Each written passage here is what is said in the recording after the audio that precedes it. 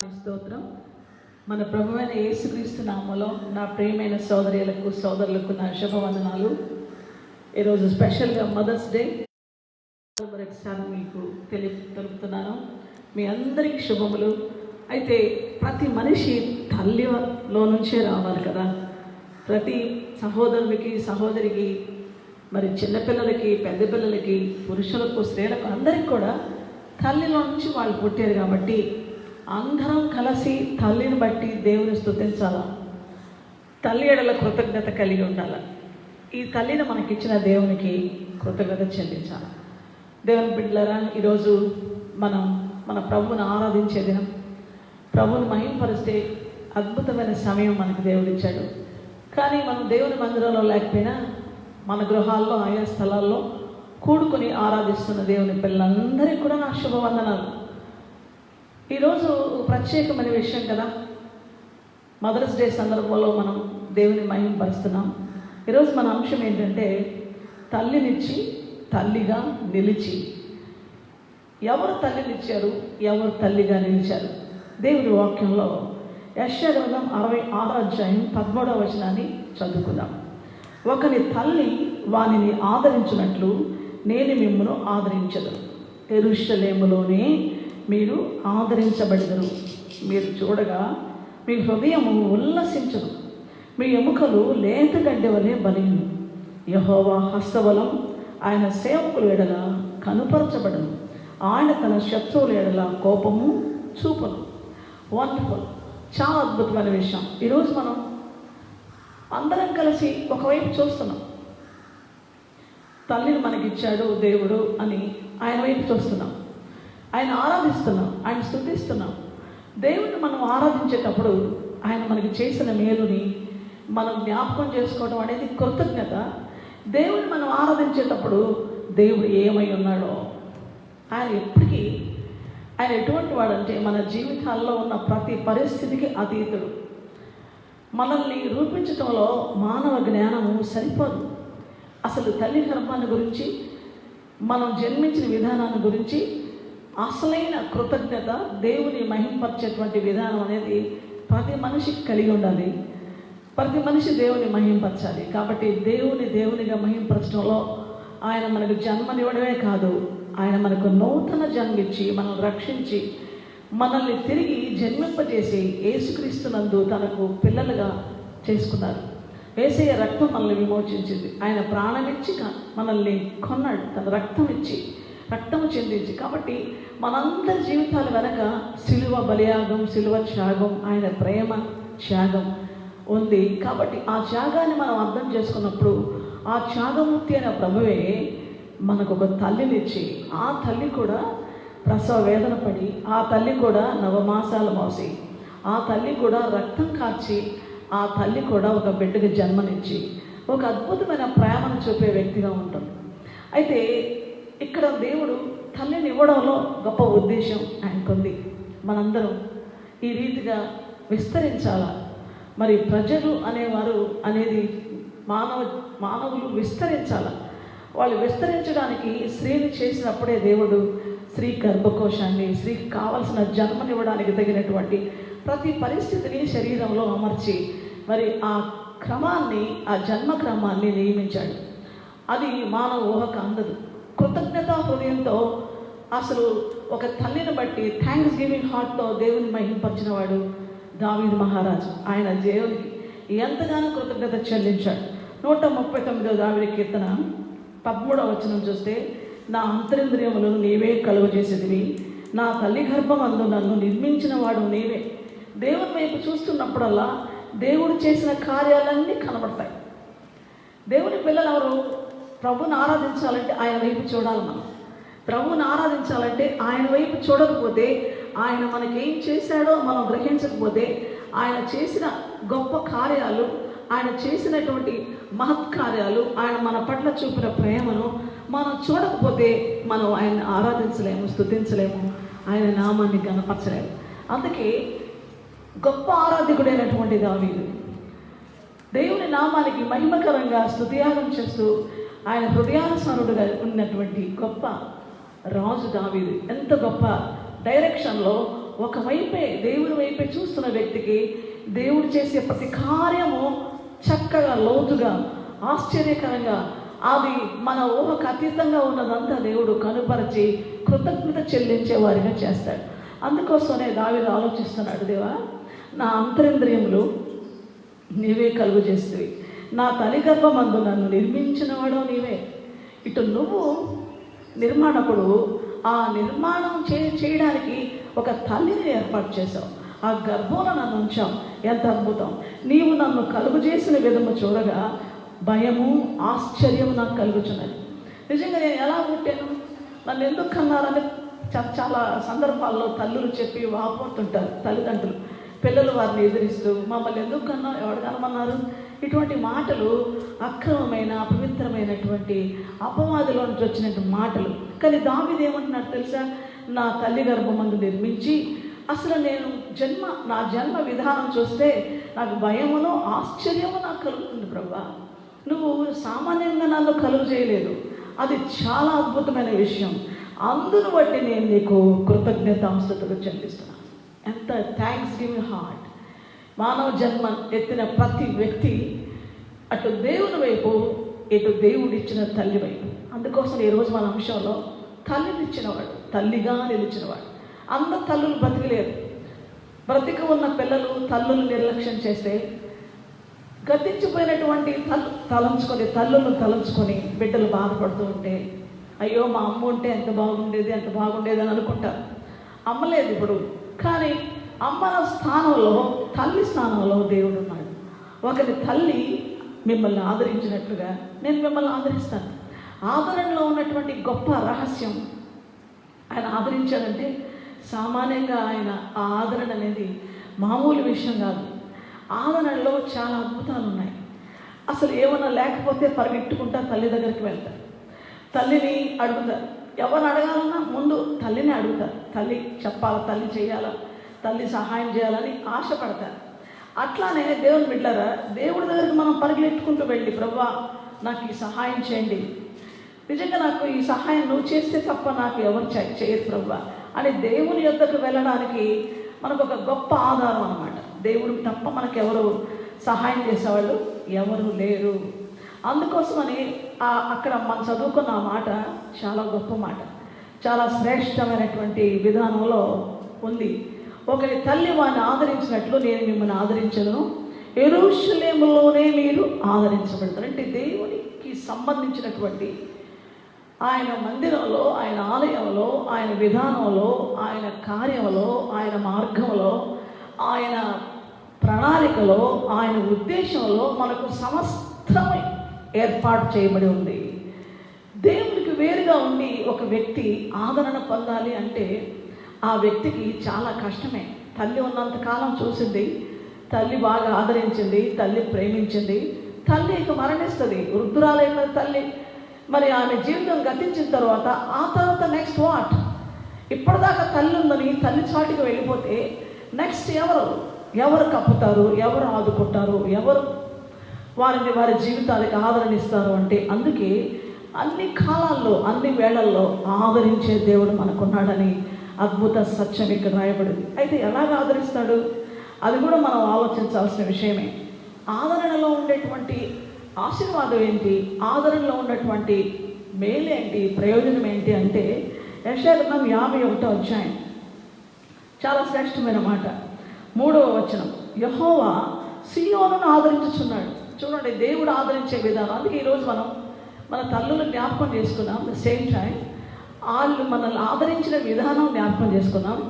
మనకి ఎంతగానో వాళ్ళు కృతజ్ఞత చెల్లించి మనం దేవుని మైంపరుస్తున్నాం. ఒకవేళ సజీవులుగా ఉన్న తల్లులు చూసి పిల్లలు వెళ్ళి వాళ్ళని ఆనర్ చేసి, వాళ్ళకి కావాల్సినటువంటి అన్నీ చూసి, వాళ్ళని అభినందించి, వాళ్ళని ప్రేమించి, వాళ్ళ మాట వింటే, ప్రేమ అంటే ఒకటే మార్గంలో కనిపిస్తుంది. మనం విధేయత చూపినప్పుడే ప్రేమ అనేది రుజువు అవుతుంది. తల్లిదండ్రులు లోపడ్డప్పుడే నిజంగా ప్రేమిస్తున్నారు ఈ పిల్లలు అన్నది అర్థమవుతుంది. కాబట్టి దేవుడు ఈ ఆదరణ ఎలా చేస్తాడు? ఈరోజు ఆయన మాట వింటే, ఆయన మార్గంలో నడిస్తే, ఆయన బిడ్డగా ఉంటే, తల్లిలాగా ఆదరించడానికి తల్లి లేదా నీకు నేనున్నాను. ఆ స్థానాన్ని నేను నిలిచి ఆ బాధ్యత నేను వహిస్తున్నానని ప్రభు అద్భుత వాగ్దానం ఇస్తున్నాడు. మరి గమనించండి, ఆయన ఎలా ఆదరిస్తాడో. 51వ అధ్యాయం 3వ వచనం, యెహోవా సీయోనును ఆదరించుచున్నాడు, దాని పాడైన స్థలములన్నిటినీ ఆదరించి దాని అరణ్య స్థలములను ఏదేను వలె చేయుచున్నాడు. దాని ఎడారి భూములు యెహోవా తోట వలె అగునట్లు చేయుచున్నాడు. ఆనంద సంతోషములను కృతజ్ఞతాస్తుతియు సంగీత గానము దానిలో వినబడను. ఇది ఆదరణ. అద్భుతమైన ఎండిన ఎడారి లాంటి జీవితం, అసలు ఏమీ లేకుండా అరణ్యంలో మారిపోయిన జీవితం. అరణ్యంలో మార్గం లేదు, అరణ్యంలో ఆధారం లేదు, అరణ్యంలో పోషణ లేదు, అరణ్యంలో అసలు ఆదుకునే మనిషి లేరు, బాంధవ్యాలు లేవు. అరణ్యము ప్రమాదభరితంగా ఉన్న స్థలం, యోగ్యమైంది కాదు, నివాసయోగ్యం కాదు. అటువంటి జీవితాలుగా కొందరు జీవితాలు మారిపోతాయి. వారి చేతులతోనే వారి జీవితాలని నాశనం చేసుకుంటారు. దేవునికి విరోధంగా బ్రతుకుతూ, దేవుని మాట వినకుండా ఇష్టానుసారంగా జీవిస్తూ ఒకరోజు అరణ్యంలాగా మారిపోయినప్పుడు, ఎడారిలాగా ఎండిపోయినప్పుడు, ఎందుకంటే దేవుడికి దూరంగా ఉన్నప్పుడు అదే జరుగుతుంది. కానీ దేవుని ప్రేమ ఎంత గొప్పదో తెలుసా? వారు దేవుని వైపు తిరిగితే, వారు ఆయన యొద్దకు వస్తే. కాబట్టి నీతిని అనుసరించుచు యెహోవాను వెదకుచునుండు వారలారా అని యెషయా 51 వచనం రాయబడింది. నీతిని అనుసరించి యెహోవాను వెదకే వారలారా, నా మాట వినండి, నా మాట వినండి. నువ్వు నా మాట వింటే, నువ్వు నా నీతిని అనుసరిస్తే, నన్ను వెదిగితే నీ లైఫ్ ఎలాంటిదో తెలుసా? అరణ్యములాగా మారిపోయిన నీ జీవితము ఏదేను వలె సమృద్ధిగా యెహోవా తోటలాగా నేను చేస్తాను. ఎడారిగా ఉన్నటువంటి ఆ జీవితం చూడండి, ఎంత గొప్ప మాట. ఎడారిగా ఉన్న జీవితం యెహోవా తోటలాగా, అరణ్యముగా ఉన్న జీవితం ఏదేను వనము వలె చేస్తాను. ఇంత సమృద్ధిని, ఇంత పచ్చదనాన్ని, ఇంత ఆశీర్వాదాన్ని, ఇంత అభివృద్ధిని. పచ్చగా ఉండమ్మా అని అంటారు, కానీ ఆ పచ్చగా ఎలా ఉండగలరు? పచ్చగా ఉండండి మీరు అని అంటారు, వర్ధిల్లండి అని ఎలా ఉండగలరు? దేవునికి వేరుగా ఉండి మనం ఏమీ చేయలేం. సో ఇది దేవుడిచ్చే తల్లిలాగా, తల్లినిచ్చాడు, తల్లిలా నిలిచాడు. ఇది అద్భుతమైన సత్యం. అయితే మనం వెళ్దాం. దావీదు మహారాజు చాలా అద్భుతమైనటువంటి, ఆయన thanks giving heart. Mother's day ఆయనే స్టార్ట్ చేశాడేమో అనిపిస్తుంది నాకు ఇది చదువుతున్నప్పుడు. ఆ తల్లిని జ్ఞాపకం చేసుకొని ఎంతగా కృతజ్ఞత చెల్లించాడు. ఆ తల్లిని బట్టి, ఆ తల్లి గర్భంలో నేను ఉద్భవించిన విధానం, అయ్యా భయము ఆశ్చర్యంగా ఉంది. అబ్బా, ఆ యొక్క లోతైన ఆ ప్రసవ వేదన ఏంటి, నేను ఆ తల్లి గర్భంలో ఎలా ఒదిగాను, నేను పిండంగా ఎలా ఉన్నాను, నా ఎముకలన్నీ ఎలాగా అక్కడ తయారయ్యాయి, నా అందచందాలు అక్కడ ఎలా తయారయ్యాయి, ఎంత సంతోషంగా ఇంత బాగున్నాను, ఇంత సుందరంగా ఉన్నానంటే ఆ తల్లి కడుపులో నన్ను పెట్టి నువ్వు నన్ను చక్కగా తయారు చేశావే, నా దినములన్నీ లెక్క పెట్టి గ్రంథంలో రాశావే, నా ఎడల నీకెన్ని తలంపులు ఉన్నాయ్యా, నా ఎడల నీకెన్ని తలంపులు. తల్లులకి ఎంతో ఆశలు ఉంటాయి, మా బిడ్డలు ఎంత అవ్వాలి, ఒక మంచి మార్గంలో నడవాలని. గతుక్కని వాళ్ళ ప్రాణం, ఆ పిల్లలు కానీ దారి తప్పితే గుండెపోటు వాళ్ళకి, కత్తితో పొడుచుకున్నంత వేదనతో కన్నీరు కారుస్తారు. కాబట్టి బ్రతికి ఉన్న తల్లుల్ని, బ్రతికి ఉన్న తండ్రుల్ని మానసిక వ్యధ పెట్టడం అనేది చాలా ఘోరమైనటువంటి శాపగ్రస్తమైన పరిస్థితి. వారి కన్నీళ్ళు, వారి రోదన ఆ పిల్లలకి క్షేమాన్ని ఇవ్వవు, వారు సుభిక్షంగా బ్రతకలేరు. కాబట్టి తల్లులు సంతోషపడాలని ఆ బిడ్డల్ని ప్రసవ వేదన పడిన తల్లికి ఇంక జీవితంలో వేదన ఉండకూడదు. అటువంటి అద్భుతమైనటువంటి ఆ ఆదరణను మనం తల్లిదండ్రులకి ఇవ్వాలని దేవుని వాక్యం చెప్తూ ఉంది. అయితే దావీదు అద్భుతంగా తల్లికి ఒక ప్రత్యేక స్థానాన్ని ఇచ్చిన విధానాన్ని వాక్యంలో చూస్తే నాకు చాలా సంతోషం అనిపిస్తుంది. 86వ దావీదు కీర్తన మనం కానీ గమనిస్తే ప్రార్థన చేశాడంటే, అసలు దావీదు మహారాజు యొక్క తల్లి పేరు బైబిల్లో ఎక్కడ రాయబడలేదు. గమనించండి, ఇక్కడ రాయబడిన మాట 86వ దావీదు కీర్తన 16వ వచనం, నా తట్టు తిరిగి నన్ను కరుణించుము, నీ సేవకునికి నీ బలము అనుగ్రహించుము, నీ సేవకురాలి కుమారుని రక్షించుము. నీ సేవకురాలు రికమెండేషన్ లెటర్ పెడుతున్నాడు. మరి మా అమ్మని జ్ఞాపకం చేసుకోయ్యా, మా అమ్మ నీ సేవకురాలు. దావీదు ఈ రహస్యాన్ని తెలియపరుస్తున్నాడు. ఒక తల్లి దేవుని సేవ చేసే బిడ్డగా ఉంటే, ఆ సేవకురాలంటే ప్రభువుని సేవించే వ్యక్తిగా, ఒక గాడ్లీ మదర్గా, ఒక దైవికమైన తల్లిగా, దేవునితో సంబంధం కలిగిన తల్లిగా ఉన్న ఆమెను బట్టి పిల్లలు దేవుని సన్నిధిలో ఆమె పేరెత్తి ప్రార్థన చేయాలనేది ఇక్కడ రాయబడింది. మా అమ్మని జ్ఞాపకం చేసుకోయ్యా, నీ సేవకురాలి కుమారుడు నేను, నీ సేవకురాలు నిన్నెంత ప్రేమించిందో, నిన్నెంత గణపరిచిందో, నీకెంత యోగ్యంగా బ్రతికిందో అమ్మను బట్టి, అమ్మ చేసిన ప్రార్థనను బట్టి, అమ్మ కన్నీటి ప్రార్థనను బట్టి నన్ను జ్ఞాపకం చేసుకోయ్యా అన్నాడేమో. నిజంగా అద్భుతమైన మాట. బాధలో ఉన్నాడు దావీదు, చాలా వేదనలో ఉన్నాడు. నా తట్టు తిరిగి కరుణించు. తన వ్యధ, తన వేదన, తన బాధలో ప్రభు సన్నిధిలో తల్లిని మెన్షన్ చేస్తున్నాడు అన్నమాట. చాలా విచిత్రమైన విషయం. అంతేకాదు 116వ దావీదు కీర్తనలో తను తాను రుజువు చేసుకుంటున్నాడు దేవుని దగ్గర. గమనించండి, 116వ దావీదు కీర్తన 16వ వచనం ఏమనుందంటే, యెహోవా నేను నిజముగా నీ సేవకుడును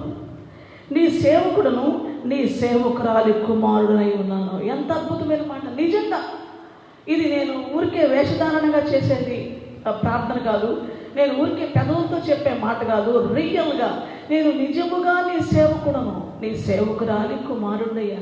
వా, వాట్ ఏ రికమెండేషన్! ఎటువంటి రికమెండేషన్ లెటర్ పెట్టాడు అనమాట అక్కడ. అసలు ఆ తల్లి యొక్క అద్భుతమైన సేవా జీవితాన్ని, ఆ తల్లి ఎంత నిజంగా దేవుని సేవించిందో. ఈరోజు కుటుంబంలో తల్లులు నిజంగా ప్రార్థన చేసే తల్లులు, నిజముగా మొరపెట్టు వారికి ఆయన సమీపంగా ఉంటాడు.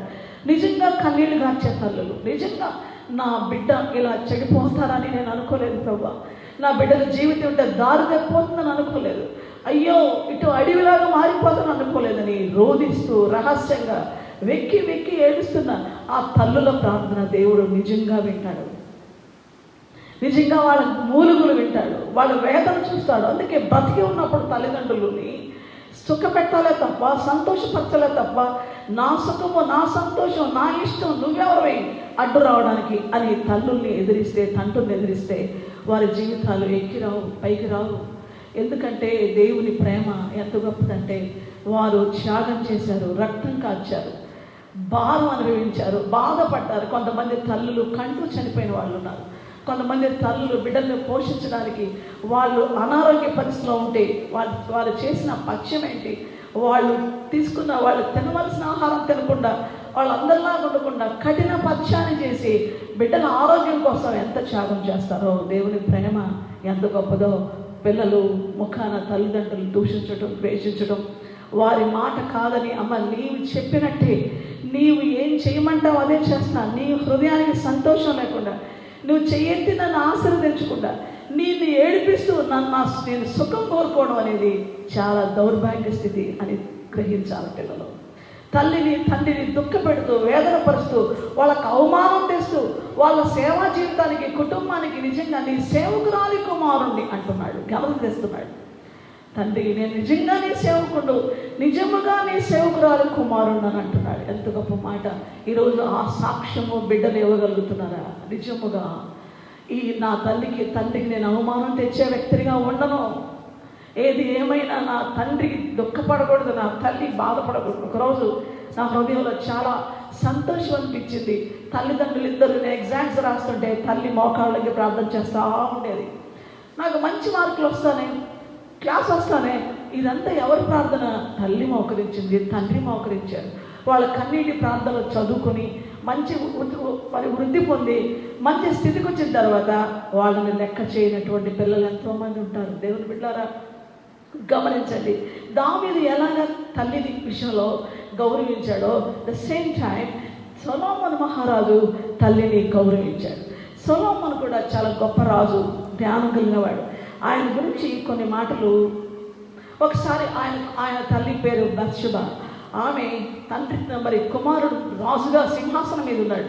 కుమారుడితో మాట్లాడడానికి వెళ్ళింది. కుమారుడు ఏమైనా అంటే తనకున్న ఒక విషయాన్ని కుమారుడితో చెప్పి కుమారుడు సహాయం చేస్తాడని కుమారుడి దగ్గర రికమెండేషన్ పోయింది. వేరే వాళ్ళ కోసం, తన కోసం కూడా కాదు, వేరే వాళ్ళ కోసం రికమెండేషన్ కోసం వెళ్ళింది.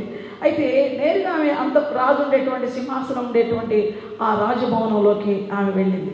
వెళ్ళినప్పుడు చూడండి, మొదటి రాజుల గ్రంథం 2వ అధ్యాయం 19వ వచనం. బత్షెబ రాజైన సొలొమోను వద్దకు అదోనియా పక్షమున చెప్పుటకు వచ్చినప్పుడు, అదోనియా పక్షాన్ని చెప్పడానికి వచ్చింది. రాజు లేచి ఆమెకి ఎదురుగా వచ్చి, వా నిజంగా నాకు అనిపించింది, హృదయం కదిలిపోయింది చదువుతుంటే. సొలొమోను రాజు వంటి రాజు లేడు ఆ దినాల్లో, అంతటి జ్ఞానవంతుడు ఇంకా లేడు, ఇంకా ఉండకూడని దేవుడు చెప్పాడు. హై అంటే ఏ లెవెల్లో ఉన్నాడు, ఎటువంటి డిగ్నిఫైడ్ పర్సన్ ఆయన, ఎంత ఘనత మహిమలో ఉన్నటువంటి ఆ రాజు సొలొమోను, రాజైన సొలొమోను తల్లిని చూస్తానే లేచి నిల్చున్నాడు. లేచి నిల్చుని ఎదురు వచ్చడానికి సింహాసనం దిగాడు. ఇది ఇంత గొప్ప ఆనర్ తల్లులకి ఎవరు ఇస్తున్నారు? ఆ తల్లుల పట్ల అంతటి ఆ తల్లి కోసం దిగాడు, సింహాసనం దిగి ఎదురొచ్చి ఆమెకు నమస్కరించి ఆమెకు నమస్కారం చేశాడు. అందరూ చూస్తున్నారు, అక్కడ ఉన్నటువంటి మంత్రులేంటి, సామంతులేంటి, ఎవ్రీబడి వాచింగ్. ఎటువంటి ఆనర్ అది! ఆమెకు నమస్కారం చేసి సింహాసనం మీద ఆసీనుడై తన ప్రక్కన తన తల్లి కొరకు ఆసనం ఒకటి వేయగా ఆమె అతని కుడి పార్శ్వమున కూర్చుంది. కుడి పార్శ్వమున కూర్చుంది. బలమైన స్థానం కుడి పార్శ్వం. కుడి పార్శ్వము తల్లి కూర్చోవలసిన ఆమె దగ్గర నుంచి వచ్చాను నేను. ఫ్రమ్ హర్ ఊంబ్, ఆమె గర్భం నుంచి వచ్చాను నేను. ఆమె ప్రార్థన నుంచి వచ్చాను. ఆమె దావీదుతో మొరపెట్టుకుంది, నా కొడుకుని నువ్వు రాజుగా చేస్తాను అన్నావు కదా అయ్యా, నా కుమారుడికి రాజ్యాధికారం ఇస్తాను అన్నావు కదా, నా కుమారుని మర్చిపోవద్దని అసలు దావీదు దగ్గర ప్రమాణం చేయించుకుంది బత్షెబ. ఆ సింహాసనానికి రావాలని కుమారుడి పక్షాన విన్నపం చేసుకుంది. ఆ నిజంగా బత్షెబ జీవితాన్ని ఆత్మీయ స్థితి మనం చూస్తే సామెతల గ్రంథం 31వ అధ్యాయం అంతా ఆమె లెమూలియేలు తల్లి, కుమారుడా రాజులకి శీలకు నీ బలమియొద్దు, ద్రాక్షరసం తాగొద్దు, అన్యాయం చేయొద్దు, వండర్ఫుల్ మెసేజ్ ఇస్తుందన్నమాట కుమారుడికి. అందుకే 31వ అధ్యాయంలో మనము బైబుల్ విమెన్ ఎలా ఉంటుంది, అసలు భయభక్తులు గల స్త్రీ ఎలా ఉంటుంది అనే విషయాలన్నీ విశదీకరించబడి ఉన్నాయి. కాబట్టి ఈ 31వ అధ్యాయానికి మూలం ఎవరో తెలుసా? సొలొమోను రాజు, మహారాజు తల్లి. See how Solomon honored his wife, his woman. అంటే అమ్మ ఈజ్ మదర్.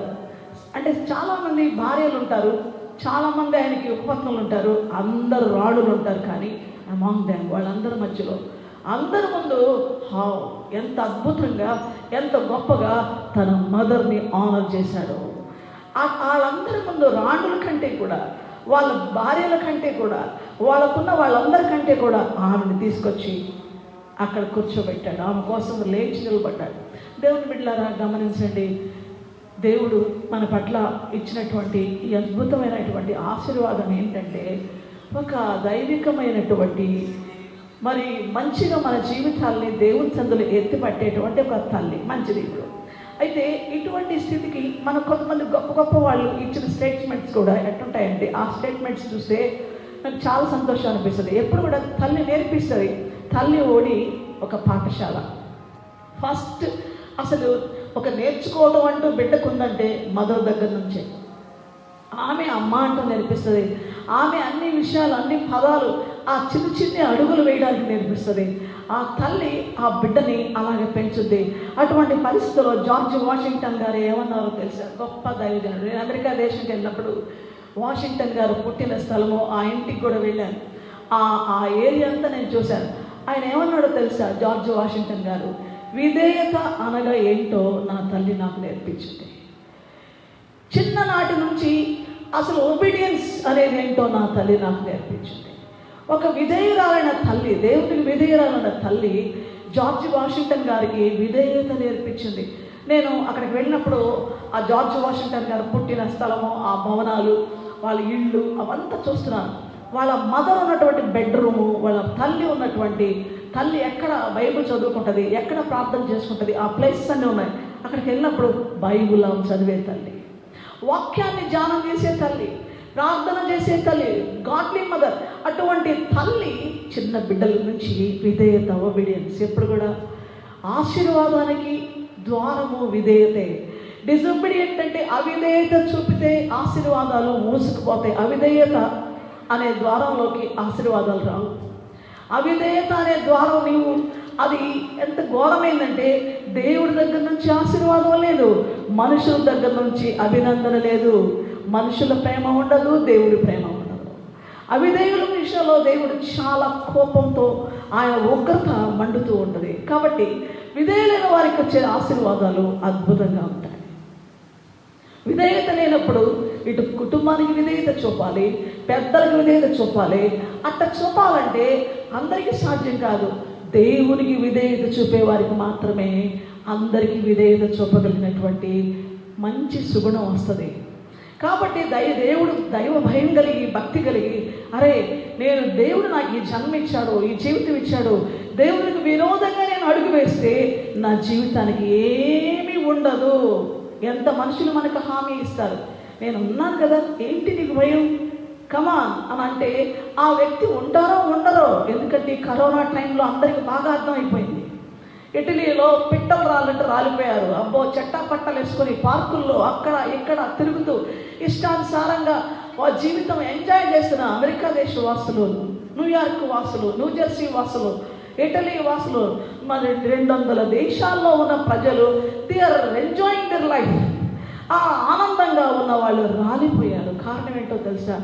ఏ మనిషికి హామీ ఇవ్వలేదు. నేనున్నాను కదా, నీకెందుకు? తల్లి బిడ్డకు హామీ ఇవ్వచ్చు, తండ్రి బిడ్డకు హామీ ఇవ్వచ్చు, భార్య భర్తకు, భర్త భార్యకు, స్నేహితులు ఒకరికొకరు హామీ ఇచ్చుకున్నారు, మేము ఉన్నాం కదా అని వాళ్ళకి తెలియదు క్షణాల్లో. మరి వైజాగ్ విషవాయువు వచ్చిన సమయంలో ఆ ఫ్యాక్టరీలోంచి ఆ వాయువు వచ్చినప్పుడు ఆ రాత్రి పడుకున్న బిడ్డలు తెల్లవారి లేస్తారని ఎన్నో కలలు కంటారు, కానీ పడకలోనే ప్రాణాలు పోయాయి. ఈ దినాలు ఎంత భయంకరమైనవి. కాబట్టి జీవిత కాలము విధేయత అనేది దేవుని వైపు మనం చూస్తూ విధేయులుగా మనం ఉంటే విధేయత అనేది మన ఆశీర్వాదానికి మూలాధారం అయింది. కాబట్టి జార్జ్ వాషింగ్టన్ గారు అంటారు, విధేయత అనగానేమో నా తల్లి నాకు నేర్పించింది. చాలా గొప్ప మాట. అమెరికా దేశ చరిత్రలో అబ్రహాం లింకన్ గారు చేసిన పని చాలా గొప్పది. ఆయన గొప్ప, అసలు ఆయన గురించి ఆలోచిస్తే వండర్ఫుల్ మ్యాన్. ఆయన ఏమంటారో తెలుసా? అద్భుతమైన మాట. నేను ఇప్పుడు ఏమై ఉన్నానో, ఏ స్థితికి నేను ఎదిగానో, ఎంత నీతిగా, న్యాయంగా, ధర్మంగా, ఒక నీతివంతుడిగా, ఘనమైన వాడిగా ఆయన దేశ ప్రజలకు ఎంతో ఆదర్శంగా ఆయన చరిత్రలో నిలబడిపోయారే. మరి ఈయన అబ్రహాం లింకన్ గారి యొక్క ఆ స్థితి, ఆ స్థానాన్ని తలుచుకొని ఆయన అంటారు, నేను ఇప్పుడు ఏమై ఉన్నానో అది నా తల్లి వల్లనే అయి ఉన్నాను. ఆమె ఈ రూట్ అంతా ఆమె, నన్ను ఇలాగా నేను నడవడానికి కారణం ఆమె వలన నేను ఈ స్థితిలో ఉన్నానని తల్లి గురించి ద బెస్ట్ టెస్ట్ మనీ ఇచ్చారు అబ్రహాం లింకన్ గారు.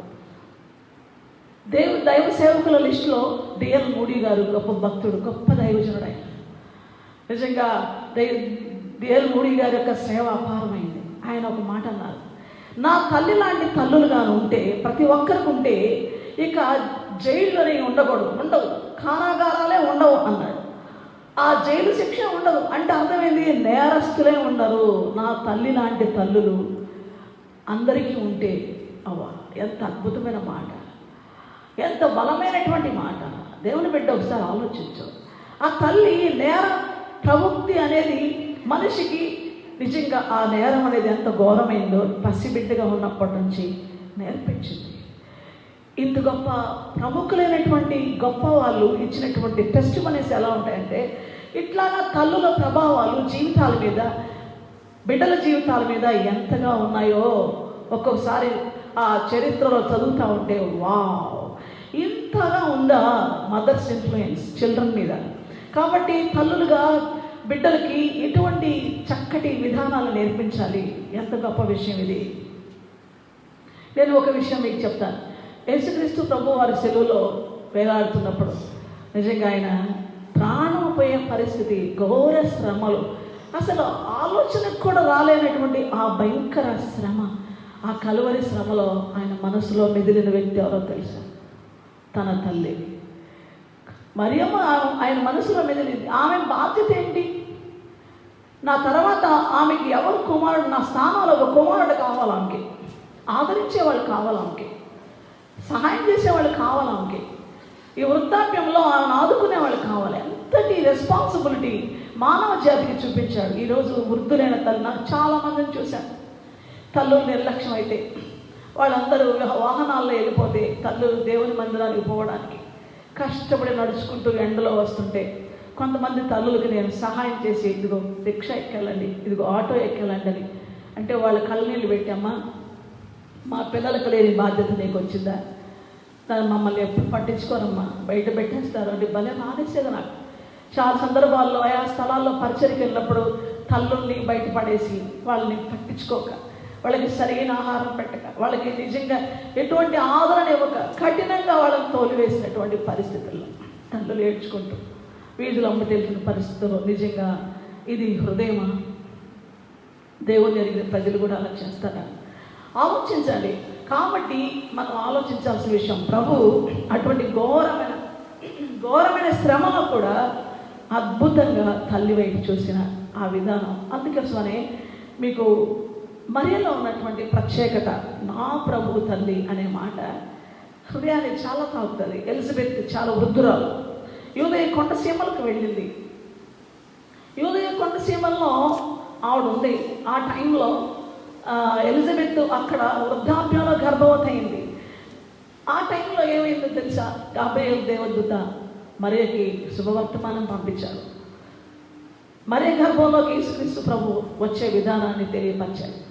మరియ అంగీకరించింది. ఆమెలో ఉన్న ద బెస్ట్ క్వాలిటీ ఏంటి అంటే, ఒక తల్లి జీవిత బాట దేవుని మాటగా ఉంటే, దేవుని మాటే తన జీవిత మాట అయితే ఎంత గొప్ప ధన్యతకు వస్తుందో అనేది బ్లెస్డ్ మదర్, అద్భుతమైనటువంటి ధన్యురాలైన తల్లిగా మరియను చూడొచ్చు. ఏంటో తెలుసు చూడండి, ఇదిగో ప్రభు దాసురాలను లూకాసు వార్త 1:38 నీ మాట చొప్పునే జరగాలి. ఇది స్ట్రాంగ్ డిసిషన్ అనమాట. ఇక్కడ నిలబడాల తల్లి. ఈ ప్లేస్లో ఉంటే ఆమె లైఫ్ టైం అంతా కూడా ఆ తల్లి దేవుని మాటకి ఎప్పుడైతే కట్టుబడుతుందో, తన కన్న బిడ్డలేంటి, తన కట్టుకున్న భర్త ఏంటి, తన కుటుంబం అంతా దేవుని మాటకి లోబడే వాళ్ళుగా మార్చగలదు. అంత శక్తి, మహత్తరమైన శక్తి తల్లికి ఉంది. దేవుని బిడ్డలు, నీ మాట చొప్పునే జరగాల, నాకు, నా బిడ్డలకి, నా కుటుంబానికి, నా జీవితానికి, సమస్తానికి. నీ మాట తప్పిపోయిన నా బిడ్డుంటే నా బ్రతుకులో సంతోషం. నిజమే కదా? పంచపక్ష ప్రమాణాలు పెట్టి ఒళ్ళంతా బంగారు దిగేసి లక్షలు డబ్బిచ్చి అమ్మ నన్ను పాపం చేయడానికి వదిలేయనంటే ఆ బిడ్డలను చూసి ఆ తల్లి సంతోషిస్తుందా? హృదయం అనేది నిజంగా ఆత్మీయతలో ఉన్నటువంటి ఎవరైనా సరే ఈ భౌతికమైనటువంటి వాటితో సంతృప్తి పొందరు. కానీ నా బిడ్డ దేవుని మాటతో జీవిస్తే, దేవుని బాటలో జీవిస్తే, దేవుని సంతోషపెడితే, దేవుని చిత్తాన్ని నెరవేరిస్తే, నిత్యమైన మోక్షానికి వెళితే అప్పుడు నేను సంతోషిస్తానని ఆ తల్లి ఆనందిస్తుంది కదా. కాబట్టి నా ప్రభువు తల్లి నా దగ్గరకు వచ్చింది అని ఎలిజబెత్ చిన్న అమ్మాయి కదా, మరియ చిన్న అమ్మాయి, కానీ ఎలిజబెత్ వృద్ధురాలు ప్రవచనాత్మకంగా అద్భుతమైన మాట పలుకుతూ ఉంది. ఆత్మపూర్ణురాలై 41 ఏం చేసింది? ఎలిజబెత్ ఇంటికి వెళ్ళి మరియ వందన వచనం చెప్పింది. వందనాలమ్మా, శుభవందనాలమ్మా, నీకు వందనాలు అనేది. అటువంటి వందనాలు చెప్పినప్పుడు ఆ వందన వచనం విని గర్భంలో ఉన్న శిశువు గంతులు వేసింది. జకరియా గంతులు వేసాడు. ఇది సింపుల్ థింగ్ కదా. ప్రేమతో వెళ్ళి శుభం, హ్యాపీ మదర్స్ డే అని అన్నారు అనుకోండి, ఎంత హ్యాపీ. ఆ తల్లులకి వెళ్ళి వందనాలు చెప్పారనుకోండి, ఎంత ప్రైజ్ ది లార్డ్ అన్నారు అనుకోండి, దేవునికి మహిమ కలుగునగాక, మీకు వందనాలమ్మా, బాగున్నారా పలకరించారనుకోండి. ప్రేమతో పలకరింపు అనేది ఎంత బాగుంటుంది. ఈ సమాజం ఎంత భయంకరంగా మారిపోయింది. పెద్దల్ని గౌరవించడం, పెద్దల్ని పలకరించడం, పెద్దలతో మాట్లాడడం, పెద్దలకి శుభాలు చెప్పడం, పెద్దల దగ్గరకు వచ్చి చిరునవ్వు బాగున్నారా అని పలకరించడం అనేది చాలా భయంకరంగా శత్రువు కట్ చేసేసాడు అన్నమాట.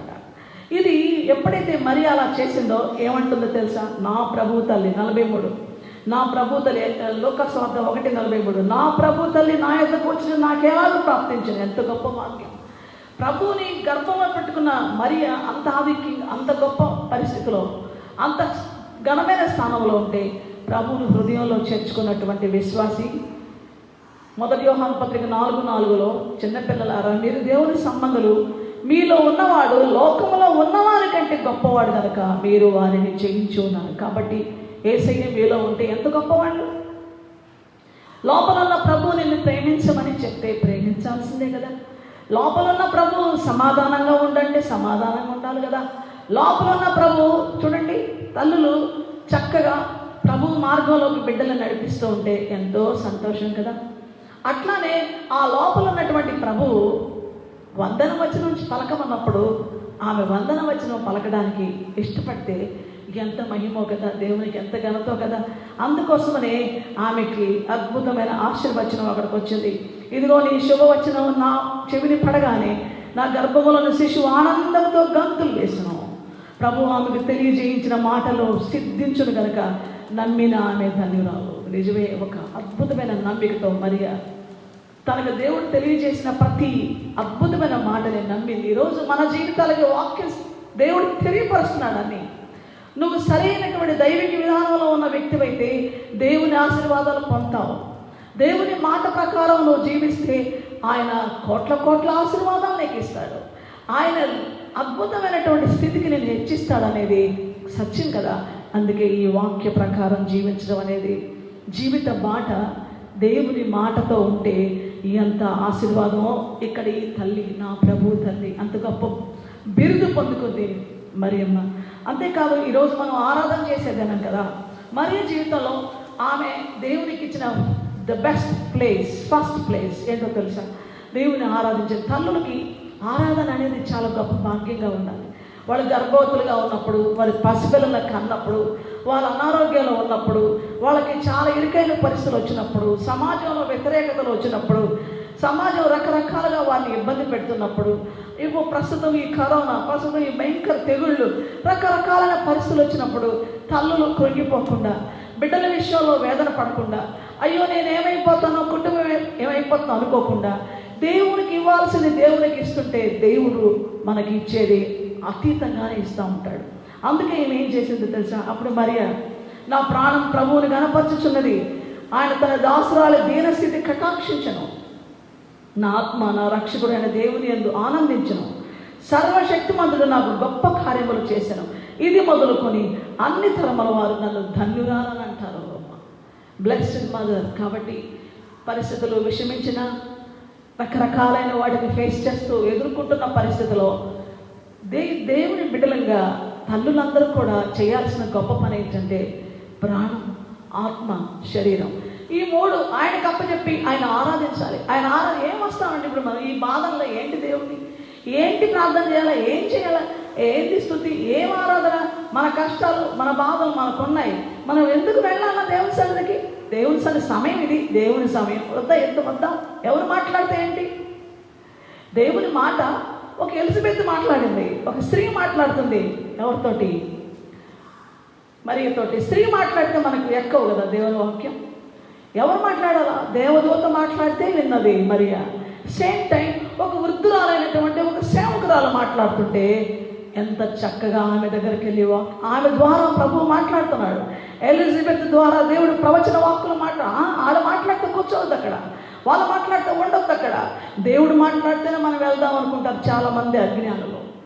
దేవుడు ఎట్లా మాట్లాడతాడు? గాడిద ద్వారా మాట్లాడతాడు, ఒక స్త్రీ ద్వారా మాట్లాడతాడు, ఒక చిన్న బిడ్డ ద్వారా మాట్లాడతాడు, ఓ సామాన్యం ద్వారా మాట్లాడతారు. కాబట్టి దేవుడు మాట్లాడే దగ్గర దయ్యము కూర్చోలేదు, దయ్యానికి ఇష్టం అనుకో.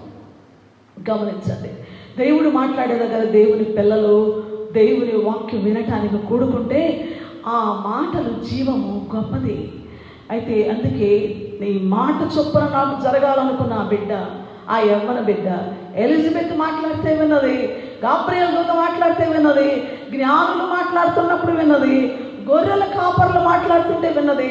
ఈ మాటలన్నీ ఎక్కడ పెట్టుకుందో చూడండి, లూకాసు వార్త 2వ అధ్యాయం 19వ వచనం.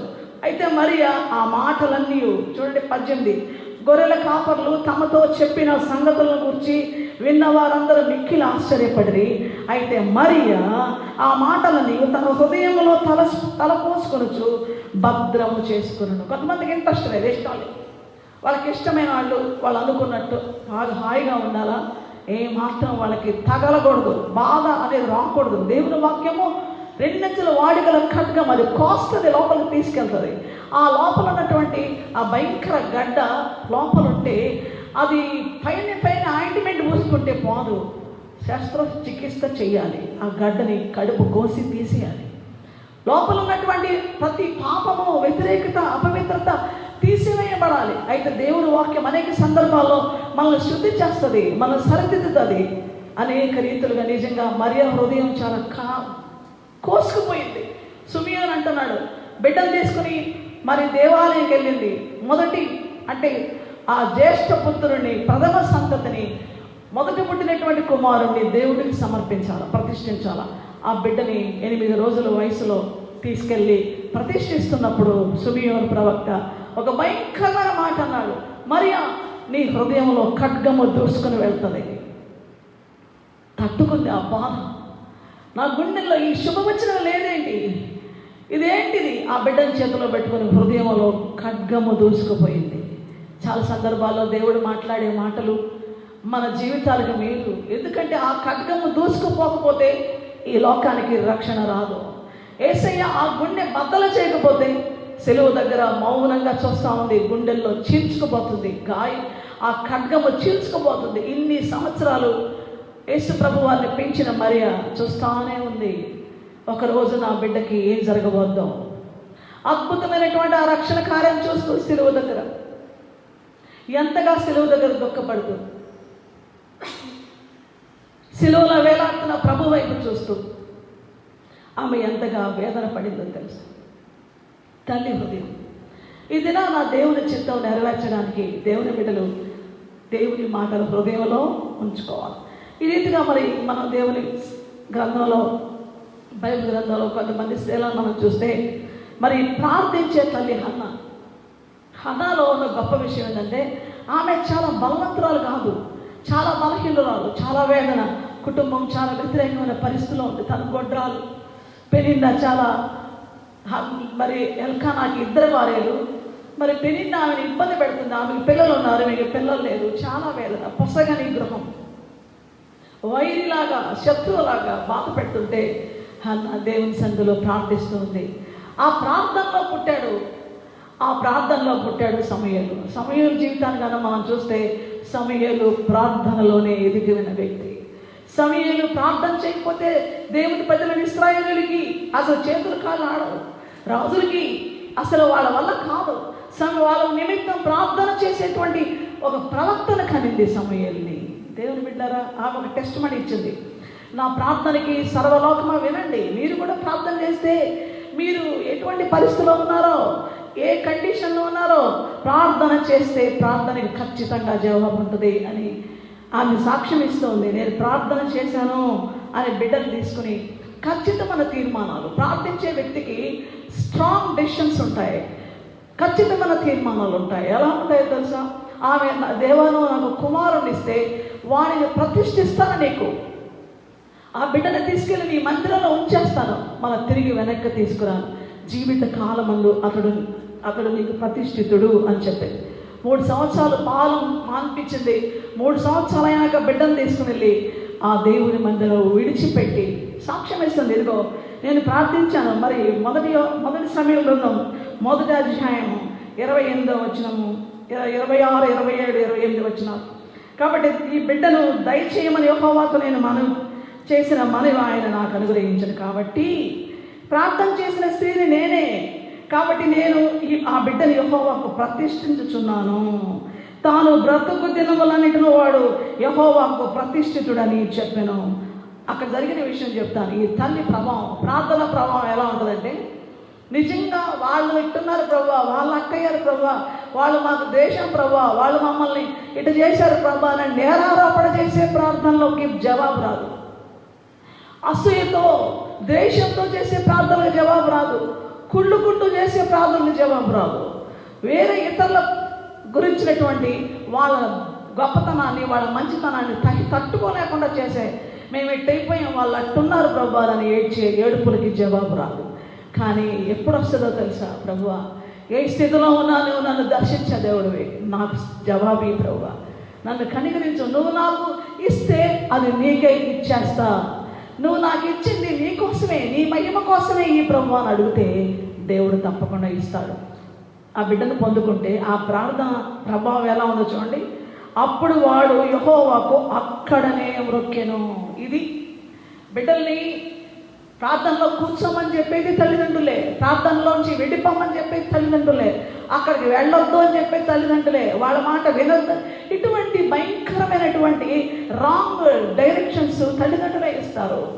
చెడు కార్యాలు చేయడానికి వాళ్ళలో ఉన్న నీచమైన ఆలోచనలే బిడ్డల జీవితాలని నీచంగా మార్చేస్తాయి. కానీ ఈమె నువ్వంటూ దేవుని మందిరానికి వెళితే తిరిగి ఇంటికి రావడానికి లేదు. నువ్వు యెహోవాకు ప్రతిష్ఠుడి అక్కడే ఉండి తీరాల్సిందే. నీవు ఏడ్చినా నువ్వు రావడానికి లేదు, నీకు ఆకలేసినా, వాళ్ళు నీకు సరిగ్గా చూసినా చూడకపోయినా. ఏలీ కుమారులు దుర్మార్గులు, మంచి వాళ్ళు కాదు. ఏలీ పెద్దవాడు, అంత పెద్ద వయసు అయినా కలిగిన ఆయన ఏం చూస్తాడు? ఇటువంటి సందేహాలు ఏం లేవు, అక్కడే ఉండాల్సిందే. ఎంత కష్టమైనా అక్కడే. ఆ బిడ్డ యెహోవాకు అక్కడనే ముఖ్యం. అటువంటి తల్లులేవి. అందరూ అటువంటి తల్లులుగా మారితే ఎంత గొప్ప భాగ్యం. ఎంతమంది ప్రవక్తలు లేస్తారు, ఎంతమంది గొప్ప దైవజనులు లేస్తారు, ఎంత గొప్ప అందుకే నిజమైన ప్రార్థన, యథార్థమైన బలమైన, అందుకే యెహోవా యందు నాకు మహాబలం కలిగదని ఆమె 2వ అధ్యాయంలో మాట్లాడుతుంది. 1వ వచనంలో ఒక బలవంతులైనటువంటి తల్లి ఆమె, ప్రేయర్ వారియర్, బలమైన తల్లి హన్నా. 3వదిగా మనం చూస్తే శ్రమల కొలిమిలో ఉన్న యొకెబెద్. శ్రమల కొలిమి, ఐగుప్తులో శ్రమల్లో ఉంది యొకెబెద్. ఆమె జీవితం చాలా బాగా. ఐగుప్తులో మగపిల్లలు పుడితే వాళ్ళని ఆ ఫరో చంపి నైల్ నదిలో పడేస్తున్నాడు. హెబ్రీయుల మగపిల్లలు పుట్టడానికి భయం వస్తుంది, పుడితే వాళ్ళని చంపి పడేసేటువంటి ఆ భయంకర కఠినమైన ఆజ్ఞలో, రాజాజ్ఞలో ఆ తల్లి ఏం చేసిందంటే కుమారుని కలిగింది యొకెబెద్. ఆ కుమారుణ్ణి 3 నెలలు చూసింది, ఆ బిడ్డని దాచిపెట్టింది. ఆ బిడ్డ చూస్తే దివ్య సుందరుడిగా ఉన్నాడు. వెంటనే తల్లికి అర్థమైంది, ఈ బిడ్డ, ఈ సౌందర్యం నా కోసం కాదు, దేనికోసం, చావడానికి కోసం కాదు. ఈ బిడ్డ దేవుని మహిమార్థమే ఇచ్చిన బిడ్డ, దేవుడి కోసమేనని తీర్మానం చేసుకుంది. ఒక తల్లి దేవునికి ప్రతిష్ఠ చేస్తే ఆ బిడ్డని ఖచ్చితంగా దేవుడికి ఇచ్చేసింది. ఒకరోజు మా అమ్మగారు అమెరికా దేశంలో నా పెద్ద తమ్ముడిని దేవుని సేవకు సమర్పించాను. 4 ఆడపిల్లలు అయితే, దేవా నా ఒక కొడుకుని ఇస్తే నీకే ప్రతిష్ఠిస్తాను, అతను నీ సేవే చేయాలి, ఏ ఉద్యోగం చేయకూడదు, ఇంక వేరే పని చేయకూడదు, నీ పనే చేయాలని సమర్పించుకుంది. కానీ ఆయన అమెరికా దేశంలో వివాహం చేసుకుని చిన్న బిడ్డ పుట్టింది. కానీ కష్టతరం అక్కడ. ఆయన దైవ సేవకుడే, బైబుల్ ట్రైనింగ్ అయిన వాడే, సేవ కూడా చేస్తున్నాడు. కానీ ఆయనకి ఇంకొక జాబ్ చేసుకుంటే తప్ప పోషణ కష్టమే. ఆ టైంలో ఆయన బ్యాంక్ ఎగ్జామ్స్ రాసి బ్యాంక్ మేనేజర్ అయ్యాడు. ఆ టైంలో నేను అమెరికా దేశానికి వెళ్ళడం జరిగింది. నేను ఆశ్చర్యపడ్డాను. అమ్మ ప్రతిష్ట, అమ్మ చేసినటువంటి తీర్మానం, ఎందుకు ఈ బిడ్డ ఇట్లాగా అయిపోయాడని నేను కన్నీటితో ప్రార్థిస్తున్నాను. నా తల్లి చెప్పిన మాట ఆశ్చర్యం. కుమారుడిని పిలిచి అంటది ఫోన్లో, నాయన నేను దేవుడికి మాట ఇచ్చాను, దేవుడికి నిన్ను పూర్తిగా సమర్పించాను, నువ్వు దేవుని పని తప్ప పుల్పిట్ దగ్గర నిలబడాలి, నువ్వు సేవకుడిగా దైవజనుడిగా ఉండాలి తప్ప నువ్వు వెళ్ళి ఆ బ్యాంకులో నిలబడి నువ్వు పని చేస్తే నేను తట్టుకోలేదు, నాకొద్దు. నువ్వు సంపాదించే ₹1 కూడా నేను తీసుకోను, నాకేమి లేకపోయినా చెట్టు కిందన్నా ఉంటాను, నీళ్లు తాగైనా బతుకుతాను. కానీ ఇటువంటి దేవునికి ఇచ్చిన మాటని వెనుకకు తీసుకునే జీవితంలో ఉండే అవి నాకు ఆశీర్వాదం కాదన్న ఖచ్చితమైన మాట పలికింది. వెంటనే తమ్ముడు దేవునికి సమర్పించుకొని ఆ ఉద్యోగం వదిలిపెట్టి ఈరోజు ఆయన గొప్ప దైవజనుడిగా సేవ చేస్తున్నాడు అమెరికా దేశంలో. అటువంటి తల్లులు మన వెనకాల రాంగ్ రూట్లో వెళ్ళనీయకుండా, సరైనటువంటి దేవుడికి ఇచ్చిన మాట నెరవేర్చకుండా ఖచ్చితమైన నిర్ణయాలతో ఉండేటువంటి తల్లులు ఈ దినాల్లో కూడా ఉన్నారు. చాలామంది తల్లులు త్యాగంతో దేవునికి సమర్పిస్తున్నారు బిడ్డల్ని, వాళ్ళు సమర్పణతో ముందుకు సాగుతున్నారు. అలాగనే దేవుని బిడ్డల యొకెబెదు, నువ్వు ఐగుప్తుకి చెందినవాడు కాదు, ఐగుప్తు ధనం నీకు అక్కర్లేదు, ఫరో కుమార్తె యొక్క కుమారుడుగా ఉండాల్సిన పని లేదు. ఇవన్నీ ఆమె బోధించినవి.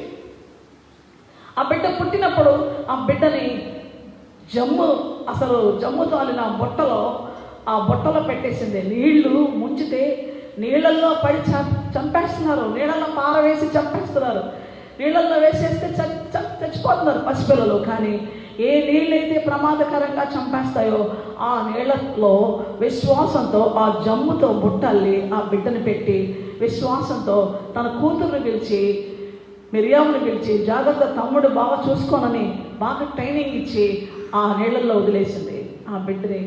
ఆ నీళ్ళల్లో వెళ్తున్న బిడ్డ, ఎందుకంటే దేవా నీట ముంచేది నువ్వు కాదు. నీరు ముంచి జీవితాల్ని నశింపజేస్తే ఆ ఏ శ్రమకరమైనటువంటి పరిస్థితి ఉందో ఆ నీళ్ళల్లోనే నువ్వు నీ బిడ్డని పెంచుతావు ప్రభువా, నువ్వు హెచ్చిస్తావు ప్రభువా అని ఎంత విశ్వాసం. అటువంటి పరిస్థితుల్లో ఆ మోషే రాజకుమార్తె కుమారుడు అవుతాడు. ఎంత బలమైనటువంటి ఔన్నత్యంకి వస్తాడు. కానీ ఆ ధనము నీకు అక్కర్లేదు, ఆ స్థానం నీకు అక్కర్లేదు. మోషే ఫరో కుమార్తె యొక్క కుమారుడు అనిపించుకోవడానికి ఆ స్థితి నీకు అక్కర్లేదు. దేవుని ప్రజలతో శ్రమ అనుభవించే వ్యక్తిగా మార్చడానికి ఆమె పాలిచ్చి, ఒక దాదిగా పాలిచ్చి దైవ శక్తిని, భక్తిని, ఆ అద్భుతమైన సమర్పణను నేర్పించింది మోషేకి. దేవుని బిడ్డ, ఈరోజు శ్రమల కొలిమిలో ఉన్నవా? 91వ కీర్తనలో ఉన్న మాట, శ్రమలో నేను నీకు తోడై ఉండును, నిన్ను విడిపించి గొప్ప చేస్తా. నీ పాలు తాగే బిడ్డల గురించి ఏడుస్తున్నావా? అసలు నీ భర్త చేసే దుర్మార్గ స్థితిని బట్టి ఈ బిడ్డలను పోషించలేను, నాకు ఆధారం లేదని దుఃఖపడుతున్నావా? అసలు వీళ్ళ భవిష్యత్తు ఏంటని ఆలోచిస్తున్నావా? శ్రమలో ఉన్న తల్లి గొప్ప విజయాన్ని, ముందే విశ్వాస విజయాలని తన విశ్వాసం ద్వారా చూసింది. కాబట్టి అటువంటి తల్లిగా, అటువంటి తల్లుని దేవుడు ఇప్పటికే ఉంచున్నాడు. ఎన్నో పరిస్థితుల్లో తల్లుల యొక్క జీవితాలు బిడ్డల్ని బహు కష్టతరమైన పరిస్థితుల్లో పైకెత్తాయి. అంతేకాదు దేవుని బిడ్డలారా, ఒక చిన్ని మాట మీ ముందు చెప్పాలనుకుంటున్నాను. ఏంటంటే దేవుని వాక్యము హెబ్రీ పత్రిక 11వ అధ్యాయాలు మనం బాగా గమనిస్తే విశ్వాస వీరుల జాబితాలో తల్లులు ఉన్నారు. మరి చక్కటి తల్లుల గురించినటువంటి విషయాలు రాయబడి ఉన్నాయి.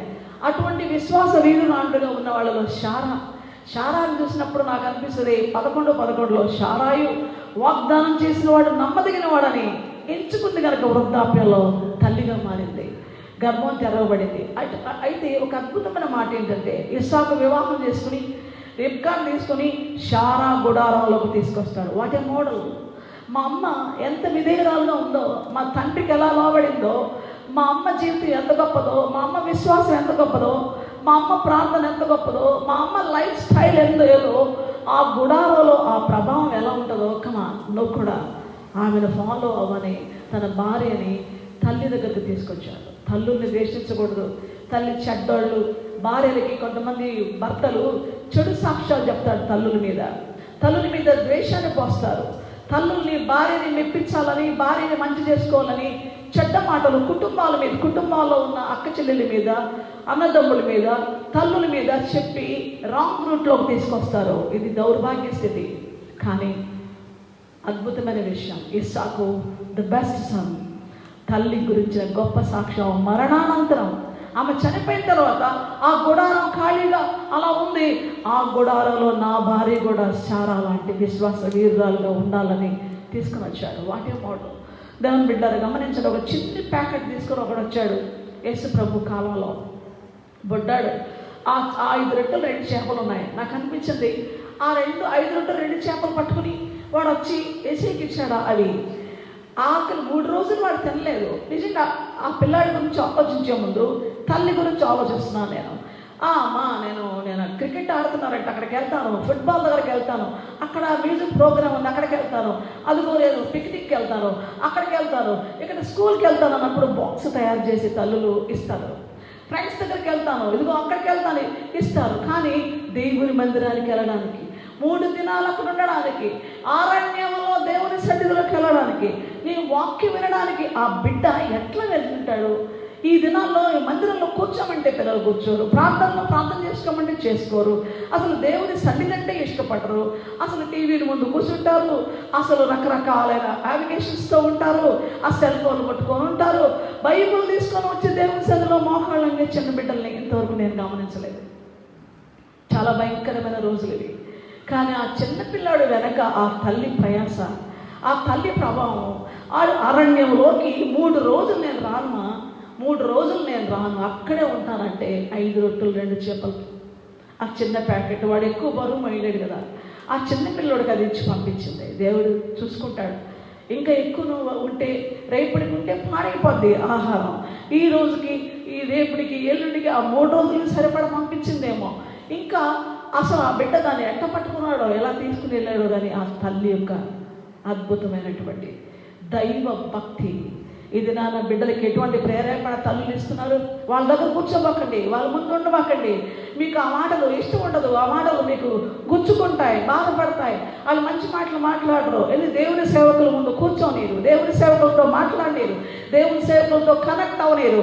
దేవుని సేవకులతో నేను చేస్తాను, మీరెళ్ళొద్దండి, నేనున్నాను కదా. మిమ్మల్ని ఎవరు అనకూడదు, మీ తప్పులు ఎవరు ఎత్తి చూపించకూడదు, మీకు ఎవరు ఏం అనకూడదు అంటే మాత్రం నేను వాళ్ళని ఏం చేస్తారో అది తల్లులు రాంగ్ రూట్లోకి వెళ్తారు. అందుకే ఈ జనరేషన్ చాలా భయంకరంగా మారిపోయింది, వెచ్చలవిడిగా మారిపోయింది. దేవుని బిడ్డ మంచి మనస్సాక్షి గల తల్లి కూర్చొని రండి నా బిడ్డని రక్షణలోకి నడిపించడానికి దేవుని సన్నిధిలో ప్రార్థిద్దాం రండి అని పిలిచేటువంటి తల్లులు. ఒకసారి నాకు ఒక తల్లి తెలుసు, ఎప్పుడు వాళ్ళ ఇంటికి పోయిన ఒక దైవ సేవకురాలు ఆవిడ, సిస్టర్ మిమ్మల్ని ఒక రిక్వెస్ట్ అడుగుతానంటారు. ఫోన్ చేసిన తర్వాత నా బిడ్డలతో 1 గంట సేపు ప్రార్థన చేస్తారా? ఎన్ని సంవత్సరాలు అలా జరిగిందో. ఈ దినాన వాళ్ళు విదేశాల్లో గొప్ప స్థానాల్లో ఉన్నారు, గొప్ప దైవభక్తులుగా ఉన్నారు. నిజంగా ఆ పాస్టర్ గారు ఆ మాట అన్నప్పుడు ఆమె లాంటి వాళ్ళని ఎంతవరకు గమనించలేదు. ఎంత నా బిడ్డలు చిన్నపిల్లలు స్కూల్కి వెళ్ళి వస్తారు, కానీ వాళ్ళతో కాలేజీకి వెళ్ళి వస్తారు. 1 గంట చేయండి ప్రార్థన అని నన్ను అలాగా రిక్వెస్ట్ చేశారు దేవుని బిడ్డ.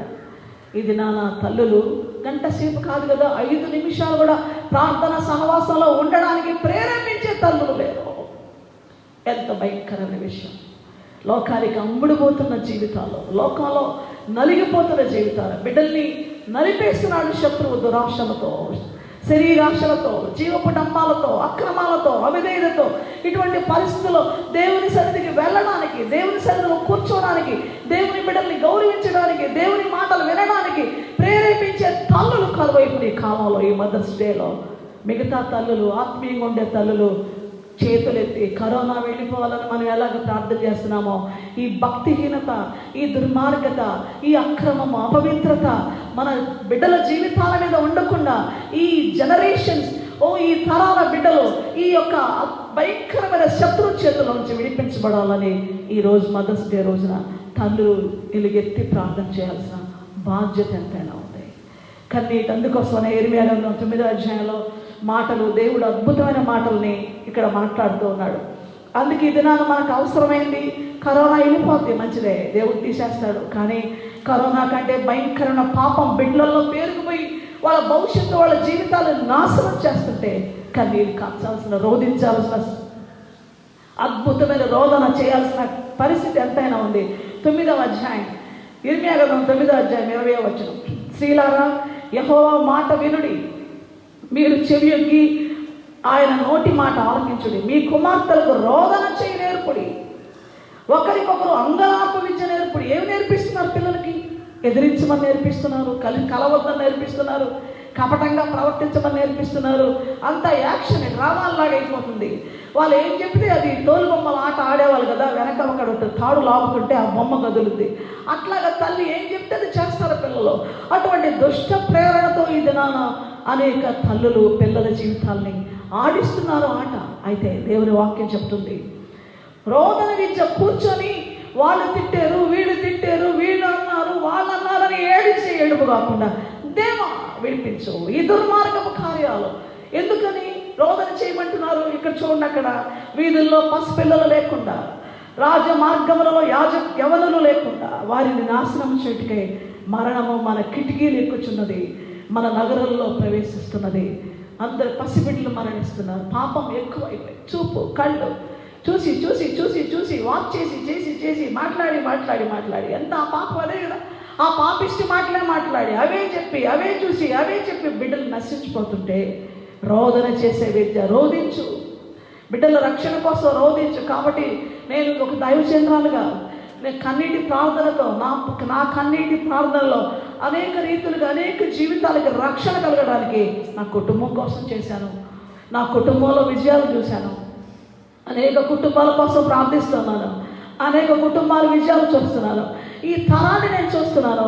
ఈ తరంలో భయంకరంగా దారి తప్పుతున్నటువంటి యువతి యువకులు చూస్తున్నాను. గుండె బద్దలైపోతుంది. దేవుని బిడ్డ, ఒకసారి తల్లి, ఇది శుభకరమైన దినం నీకు. మదర్స్ డే సందర్భంలో ఆల్ మదర్స్కి నేను ఇస్తున్న రెస్పాన్సిబిలిటీ కాదు, దేవుడు ఇస్తున్న రెస్పాన్సిబిలిటీ. దేవుడిస్తున్న బాధ్యత ఏంటంటే నీ చేతులెత్తి రోదన చేసే విద్య నేర్పించు. వాళ్ళ దగ్గరికి వెళ్ళొద్దు, వాళ్ళతో మాట్లాడొద్దు, వీళ్ళతో మాట్లాడొద్దు. నువ్వు బాగా ఉండాలి, వాళ్ళని దేవునికి వేరు చేసేటువంటి అక్రమమైన మాటలు చెప్పకుండా కమాన్ మోకరించు, దేవుని మందిరానికి వెళ్ళు. నీ స్నేహితులతో తిరిగినప్పుడు నీకు లేదా దేవుని మందిరంలో ఎందుకు కూర్చోవు? ఎందుకు దేవుని సందులో కన్నీళ్ళు కార్చవు? ఇదిగో నీ భవిష్యత్తు ఇది, నువ్వు నశించిపోతావు, కరోనా లాంటివి రకరకాలు వస్తాయి, ఏమైపోతావు నీవు, భయపడు దేవుడికి అని బిడ్డలకి ప్రేమతో బోధించి వాళ్ళకి చెప్పి వాళ్ళతో కలిసి కన్నీళ్లు కార్చి రోధించేటువంటి తల్లిగా మారడానికి ప్రభు ఒక అవకాశం ఇచ్చాడు. కాబట్టి దుర్మార్గత చేయడానికి నేర్పించింది అతల్య కుమారుడు భయంకర యోధారాజు 1 సంవత్సరమే పరిపాలన చేశాడు. తల్లి దుర్మార్గము చేయడానికి నేర్పించిందంట అతల్య. ఇది చాలామంది నిజంగా ఈ దినాలు విచారకరమైన దినాలు. కాబట్టి లోకం భయంకరంగా వెళ్ళిపోతూ ఉంది. త్రాగుడు, వ్యభిచారము, జారత్వము, భయంకర హత్యలు, ఇవన్నీ ఎందుకు వస్తున్నాయి? ఈ దినాన త్రాగుడు కోసం యవ్వన బిడ్డలు అసలు లైన్ కట్టేశారు. యవ్వనస్తులు, యవ్వన కుమారులు కొట్టుకుంటున్నారు. ఆ బాటలు లేకపోతే మేము బతకలేమంటున్నారు. కారణం ఏంటి? వాళ్ళ కోసం ప్రార్థన చేసే తల్లులు ఉన్నారా? ప్రార్థన చేసే బిడ్డలు ఉన్నారా? దేవుని బిడ్డలారా, భయంకరమైన కార్యాలు జరుగుతున్నాయి ఈ స్థాయిలో. తల్లులు ప్రార్థించడానికి. కాబట్టి నేను చివరిగా మీతో చెప్తున్న మాట ఏంటంటే, విశ్వాస భాష తల్లులకు కావాలి. నిజంగా విశ్వాస భాష కావాలి. మనం అవిశ్వాసంగా మాట్లాడితే జరగదు. ఏకైక కుమారుడు శూనేమీరాలకి ఒకే ఒక కొడుకు పుట్టాడు. మరి ఎలీషా ప్రవక్త ప్రార్థించాడు, ఏకైక కుమారుడు. ఆ బిడ్డ చనిపోయాడు మధ్యాహ్న కాల వేళలో. ఆ బిడ్డని ప్రవక్త యొక్క మంచం మీద పెట్టి పర్వతానికి వెళ్ళింది. అసలు ఎవరితో చెప్పలేదు, భర్త కూడా చెప్పలేదు. ఆ ప్రవక్త యొక్క మంచం మీద బిడ్డను పెట్టి వెళ్తుంది. అమావాస్య కదే, పౌర్ణమి కాదు, ఎందుకు ఈరోజు వెళ్తున్నావు అంటే, నేను వెళ్ళటం మంచిది, దేవుని సన్నిధికి వెళ్ళింది. దేవుని బిడ్డారా, అప్పుడు భక్తుడు అంటున్నాడు, ప్రవక్త అంటున్నాడు, అమ్మా నీవు నీ భర్త నీ బిడ్డ సుఖంగా ఉన్నారా, నీ కుటుంబం అంటే సుఖముగా ఉన్నాము అని విశ్వాస భాష మాట్లాడింది. గొప్ప మాట. నువ్వు ప్రార్థన చేసేటప్పుడు, ప్రభువా నేను నా బిడ్డలు సుఖంగా ఉన్నాం, పరిస్థితులు తీవ్రంగా ఉన్నాయి, కానీ ఏమన్నా కానీ నువ్వు మమ్మల్ని క్షేమంగా పెట్టామని విశ్వాసంతో మనం ఒప్పుకొని ప్రార్థన చేస్తే ఆ యొక్క ప్రవక్త వస్తున్నాడు, ఎలీషా నువ్వు వచ్చేంతవరకు నేను వదిలిపెట్టినయ్యా, నువ్వు రాళ్ళు తీసుకొచ్చింది తన మంచం మీద గదిలో. ఎంత విశ్వాసం! ఇది నాన్న దేవుని సేవకులతో సహవాసం అంటే చాలామందికి ఇష్టం ఉండలేదు. దేవుని సేవకులతో కూర్చోవడం ఇష్టం ఉండలేదు. దేవుని సేవకులతో మాట్లాడటం ఇష్టం ఉండలేదు. వాళ్ళు చిన్న చూపు చూడటం, వాళ్ళు తృణీకరించడం, వాళ్ళ మీద చెప్పుకోవటం, వాళ్ళ మీద విమర్శించటం, వాళ్ళను పురుగులు చూసినట్టు చూడటం, ఇవంతా ఏంటో తెలుసా? తల్లులు వారికి దేవుని సేవకుల ప్రత్యేకత నేర్పించకపోవడం. తల్లులు ద్వేషిస్తారు కాబట్టి సేవకుల్ని, పిల్లలు కూడా ద్వేషిస్తారు. కాబట్టి ఆ ప్రవక్త వచ్చేంత వరకు ఎంత గొప్ప మాదిరి అండి ఆ తల్లి.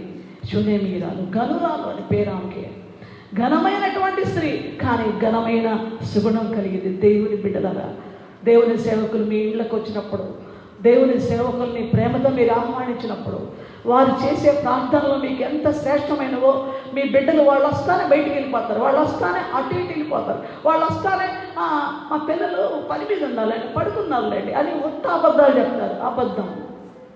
జాగ్రత్త. పిల్లల్ని నిజంగా మా కుటుంబంలో మా తల్లిదండ్రులు సేవకులు వస్తే చాపలేసి అందరి పిల్లల్ని కూర్చోబెట్టి వాళ్ళ మాటలు వినిపించేవారు. మా జీవితాల్లో ఒక్కొక్కసారి మా నాన్నగారు సమ్మర్ వస్తే రెండు నెలలు సమ్మర్ వస్తే అందరూ విహారయాత్రలకు పోతే మమ్మల్ని దేవుని మందిరానికి తీసుకెళ్ళి దేవుని సేవకులకు పరిచయం చేయడం నేర్పించి, నేల మీద, అందులో మట్టి నేల మీద, కఠినమైన నేల మీద ఆ సాపలేసి పడుకోబెట్టేవాడు. మంచి ఇల్లు, బెడ్లు, పరుపులన్నీ వదిలిపెట్టి 2 months ప్రతి వేసవిలో సువార్త పని చేయాలి, మందిరంలో ఉండాలి, సేవకులు పెట్టింది తినాలి. ఇటువంటి ట్రైనింగ్ 6 మంది పిల్లలు నేను. నాకు ఆ దినాలు ఎంత బాగా ఆశీర్వాదకరంగా. అటువంటి క్రమం, వాళ్ళు తిట్టినా, వాళ్ళు కొట్టినా, అక్కడ ఉన్న సేవకులు మమ్మల్ని ఏమన్నా అన్నా కూడా ఏం మాట్లాడకూడదు, కామ్గా ఉండాలి. ఎదిరించడం అనేది మాకు తెలియదు, విమర్శించడం మాకు తెలియదు, దూషించడం మాకు తెలియదు. నిజంగా ఇంత కృపను దేవుడు దయచేశాడు ఆ దినాల్లో. దేవుని బిడ్డలారా, ఈ దినాలు కూడా దేవుని పిల్లలు ఎంత రోషమో ఎంత ప్రెస్టేజో, మా బిడ్డలు అంటారా, మమ్మల్ని అంటారా, మేము ఒప్పుకోము, మా బిడ్డల మీద ఈగ కూడా వాలకూడదు అంటూ పాపం చేసిన ఆ పాపాన్ని కప్పుకుంటూ తిరుగుతున్నటువంటి భయంకర కపట సమాజంలో మనం కూడా కలిసిపోవాలా? కాదు. మనం ప్రార్థన చేయాలి, దేవుని కోసం వేరైపోవాలి, దేవుని కోసం. కాబట్టి తల్లుల దినంలో ప్రతి తల్లికి ఒక శ్రేష్టమైన శుభాన్ని చెప్తున్నాను. మిమ్మల్ని దేవుడు ఆదరిస్తున్నాడు, ధైర్యపరుస్తున్నాడు, దీవిస్తున్నాడు, మీ శ్రమను చూస్తున్నాడు. సేమ్ టైం మీ కన్నీటి ప్రార్థన దేవుడు వింటున్నాడు. మీకు ఒక శుభకరమైన వర్తమానం ఇది. మీరు రోధించే స్త్రీలుగా ఉంటే చివరిగా ఇక్కడ ఉన్నటువంటి మంచి మాట ఏంటో తెలుసా? అయితే మనం ఒక్కసారి ఈ విధేయతలో మనం ఉంటే ఈ చివరి విషయాలు చూడండి. సారగతి విధవరాల యొక్క అద్భుతమైన త్యాగాన్ని నేను మీ ముందు పెట్టి ముగిస్తాను. నిజంగా బిడ్డ ఉన్నాడు, ఆ బిడ్డ కరువులో చచ్చిపోతున్నాడు, తను కూడా చచ్చిపోతుంది. తన ఒక్క పూట లాస్ట్ మీల్ అనమాట, అది ఆ చివరి భోజనం. అది తినిన తర్వాత ఇంకా వారికి ఏమీ లేదు, కరువులో చనిపోతారు. అది తిని చచ్చిపోయే వాళ్ళు అయ్యా మేము అంటుంటే, అమ్మ మొదటి రొట్టె తీసుకుంటా, ఆ కొంచెం పిండిలోనే మొదటి రొట్టె తీసుకొని వస్తే ఇదిగో నీవు నీ బిడ్డ ఈ కరువులో తింటారంటే అసలు ఎవరైనా చాలా కోపం వస్తుంది. అటువంటి లాస్ట్ ఆ చివరి ఆ ఊడ్చుకొని ఆ కొంచెం పిండితోటి తినే టైంలో దేవుడు ఆజ్ఞాపిస్తున్నాడు. ఈ త్యాగం ఎలా? ఆ విధవరాలు, ఆమె ఒక గొప్ప తల్లి. నిజంగా అద్భుతమైన విషయం ఏంటో తెలుసా? ఆ బిడ్డ నాకు పెట్టకుండా నేను చచ్చిపోతున్నాను, కళ్ళ నీళ్ళు కారుస్తూ దొల్లాడుతున్నాడేమో ఆ బిడ్డ. కానీ ఆ బిడ్డకి చెప్పింది, నాయన మొదటి రొట్టె దేవుడికి ఇస్తే నీవు నేను కరువులో తింటామని బోధించిందేమో, అందుకే ఆ బిడ్డ మౌనమయ్యాడేమో. అద్భుతంగా ఆ మొదటి రొట్టెని ఇచ్చింది. దేవుని బిడ్డ ఈరోజు సారగతి విధవరాలకు ఛాలెంజ్. కరువు కాలంలో ఉన్నాం, కష్టకాలంలో ఉన్నాం, కరోనా కాలం పరిస్థితుల మధ్యలో ఉన్నాం. మన బిడ్డలకు మనం నేర్పించాల్సిన విషయం ఈ టైంలో, give first place to God. దేవుడికి ప్రథమ స్థానం ఏంటి బిడ్డలారా? దేవుని గణపరచండి, దేవుడి సేవకుల మాట వినండి. ఎవరైనా నువ్వు ఎక్కడి నుంచి వచ్చే దారి నీకు ఇది మేమే కనబడ్డామా, మా ఇల్లే కనబడిందా, నిన్ను ఎవడు రమ్మన్నాడు అని ఆ సేవకుని దూషించి ద్వేషించి నానా మాటలని తరవలేదు. కానీ యెహోవా సెలవిస్తున్నాడు, నువ్వు చెయ్యి అంటే ఇంత కష్టంలో కూడా విధేయత చూపిన విశ్వాసం. ఈరోజు విధేయత చూపిన విశ్వాసం మనలో ఉంటే, మన కఠినమైన పరిస్థితుల్లో దేవుడు మనకి ఎటువంటి వాక్కు పంపుతున్నాడో, ఏ మాట పంపుతున్నాడో, ఈ ఆన్లైన్ ద్వారా ఎంతోమంది సేవకులు మీ దగ్గరకు పంపిస్తున్నాడు వాక్కుని. ప్రభు ఈ వాక్కును తీసుకుని నీ బిడ్డలకు పంచిపెట్టి, ఇదిగో మనం కానీ దేవునికి మొదటి స్థానం వేయకుండా, మనము మొదటి ప్లేస్ పెద్ద పీట ప్రభుకు వేయకుండా మన ఇష్టానుసారం బతికితే ఏమైపోతామో ఈ భయంకర కాలంలో. Give first place to God. ఆయన పూర్ణ హృదయంతో ప్రేమించు, మారు మనసు పొందు, రక్షణ పొందు, నీ పాపాలు ఒప్పుకో, నీ చెడుతనం విడిచిపెట్టు, అక్రమాలు విడిచిపెట్టు, దేవుని మార్గంలోకి రా. మనల్ని బ్రతికించడానికి దేవుడు తప్ప మనకి ఎవరు లేరని ప్రభుకి సమర్పించుకునే సమయం ఇది. ఇంకా మారు మనసు పొందకుండా, రక్షణ పొందకుండా బిడ్డల్ని కూర్చోబెట్టి వాళ్ళకి సువార్త అందించే సమయం అది. దేవుని ప్రేమను పంచే సమయం అది. వాళ్ళని ఇంకా మలబడకపోతే రోధించే స్త్రీగా కన్నీళ్ళు కార్చే సమయం ఇది. యేసు ప్రభు రాకడ ఆసన్నమైన దినాల్లో ఏ క్షణంలో రాలిపోయే బిడ్డల్ని కాపాడుకుని వాళ్ళ ఆత్మరక్షణ కోసం కన్నీళ్ళు కార్చే సమయం ఇది. కాబట్టి తల్లులారా, మీ గొప్ప త్యాగాలు, మీ ప్రేమ, మీరు ప్రయాసపడకపోతే, మీ కుటుంబంలో ఎంతో ఒళ్ళు వంచకపోతే అందరికీ తృప్తి ఉండదు, అందరూ భోజనం చేయలేరు. మీ శ్రమకి ఫలితాన్ని మనుషులు ఇవ్వలేరు. మనుషుల గురించి మీరు ఎంత బాధపడే నిరాశపడ్డా దేవుడు మీ ప్రయాస ప్రభునందు వ్యర్థము కాదు అనేది ఎప్పటికీ ఆయన కార్యాభివృద్ధి అందు ఆసక్తి కలిగి ఉండి క్రైస్తవ స్త్రీకి దేవుడు ఇస్తున్నటువంటి అద్భుతమైనటువంటి అవకాశం అది. మరి అన్యులు కూడా అలాగనే జీవిస్తూ ఉన్నారు, నీతిమంతులుగా ఉన్నారు, వాళ్ళ బిడ్డలు కూడా మంచిగా ఉన్నారు, చక్కగా విధేయత చూపిస్తారు. కానీ ప్రభువు రక్షణ లేని పరిస్థితిలో వాళ్ళు నశించిపోతున్నారు. అదే భారంతో మనం ప్రార్థన చేద్దాం. ఈ సమయంలో దేవుడు మిమ్మల్ని దీవించిన గాక. ఈ శుభకరమైనటువంటి మదర్స్ డే సమయంలో దేవుడు మనకు అనేక మంది తల్లులు మన ముందు పెట్టి, మన సమస్యలు మన ముందు పెట్టి, మన శుభాలు కూడా మనకిచ్చి, మన ఆశీర్వాదాలు మన ముందు పెట్టి మనల్ని ఎంతగానో అభినందిస్తూ, ఒకవైపు మనల్ని గద్దిస్తూ, ఒకవైపు మనల్ని ప్రేమించే బిడ్డల్ని శిక్షించే దేవుడుగా, మనం ఏం చేయలేకపోతున్నామో చేయమని చెప్తూ, ఏమి చేస్తున్నామో దాన్ని మనం ఆ చేసిన దాన్ని బట్టి ధన్యులుగా మనల్ని ఎంచుతూ ప్రభు మనల్ని ఆదరిస్తున్నందుకు ప్రభుని స్తుతిస్తూ ప్రార్థన చేసుకుందాం. దేవా, ఈ మాటలు నజరేయుడైన యేసుక్రీస్తు ప్రభు నామములో నిబంధన రక్తంతో, యేసయ్య నిబంధన రక్తంతో ముద్రించి ప్రియబిడ్డలకు ఆశీర్వాదకరంగా మార్చండి. ప్రతి తల్లిని బలమైన తల్లిగా, విశ్వాసంతో కూడా తల్లిగా, ప్రార్థన చేసే బలమైన తల్లిగా తండ్రి, గొప్ప ఛాలెంజ్ సాహసవనితలుగా, ఓ చరిత్రలో నిలబడిపోయేవారుగా, నీ మహిమార్థమే జీవించేవారుగా, విశ్వాసవీరుల జాబితాలో ప్రభా పరలోకమందు ఘనమైన పేరు కలిగిన వారుగా మా తల్లుల్ని మీరు చేసి, ఇంకా ఉన్న తల్లుల్ని, ఇంకా తల్లులు కాబోయే వాళ్ళని ప్రభా, తల్లులుగా ఎన్నో బాధలు కష్టాలు పడుతున్న వాళ్ళని, వ్యాధి సమస్యలో మరణ పడకలో ఉన్నవారిని, కన్నీటి లోయలో ఉన్నవారిని ప్రభు, ఆదరణ లేకున్న వాళ్ళని, ఇరుకు ఇబ్బందుల్లో ఉన్నవారిని, తృణీకరించబడిన వారిని తండ్రి ఆదరించండి ప్రభా. ఎవరు చూసుకోకుండా, ఎవరు ప్రభా బిడ్డల్ని పక్కన పడేసి ఆ తల్లుల్ని పట్టించుకోకుండా ఉండే వాళ్ళని తండ్రి నాయన జ్ఞాపకం చేసుకుని వాళ్ళని ఆదరించండి, ధైర్యపరచండి, స్వస్థపరచండి. ఇంకా దుర్మార్గపు తల్లులు చాలామంది కన్న బిడ్డను వదిలిపెట్టి అక్రమ మార్గాలకు వెళ్ళిపోయి కుటుంబాన్ని చిన్నబిన్నం చేస్తున్న అక్రమస్తులైన దుర్మార్గపు తల్లుల్ని యేసు ప్రభు నామములో జ్ఞాపకం చేసుకుని వారి జీవితాలు మార్చమని అడుగుతున్నాను. ఎన్నో కుటుంబాలు చితికిపోతున్నారు. కొంతమంది బిడ్డలు తల్లి లేని బిడ్డలుగా మారిపోతున్నారు. అక్రమ జీవితాలకి, అక్రమ సంబంధాలకి ఒడిగట్టి పచ్చని కాపురాన్ని కాల్చివేస్తున్న దుర్మార్గులైనటువంటి తల్లుల్ని జ్ఞాపకం చేసుకొని వారి జీవితాలు మార్చండి దేవా, వారి జీవితాలు మార్చండి. ఈ దినాన బహుబలమైన కార్యాలు జరిగించమని ప్రభా, నీ బిడ్డలందరూ సార్వత్రికంగా అందరూ తల్లులు, నిజమైన దేవుని ప్రేమ కలిగిన తల్లులు చేతులెత్తి నశించిపోతున్న యువకుల కోసం, నశించిపోయినటువంటి తల్లులు లాంటి వాళ్ళ కోసం యేసు ప్రభు నామములో ప్రార్థిస్తున్నాం. ఈ పునరుత్థాన దినమందు విడుదల కలుగు చేయండి, భయం పుట్టించండి. పాపానికి శిక్ష ఉంది, దేవుని ఉగ్రత ఉందని భయం పుట్టించండి దేవా. ఒకరోజు నువ్వు తీర్పు తీరుస్తావనే భయం పుట్టించండి, వాళ్ళని రక్షించండి, నశించిపోకుండా నీ శిలువ యొద్దకు నడిపించండి. కృప చూపించమని సహాయం చేయమని నజరేయుడైన యేసయ్య పవిత్ర నామములో ప్రార్థిస్తున్నాము తండ్రి, ఆమేన్. ప్రభు ఈ మాట దీవించుగాక. ప్రభు నామములో మీ అందరికీ నా శుభవందనాలు. మరొకసారి మా మదర్స్ అందరికీ, తల్లులందరికీ, మీకు అందరికీ నా శుభవందనాలు. God bless you.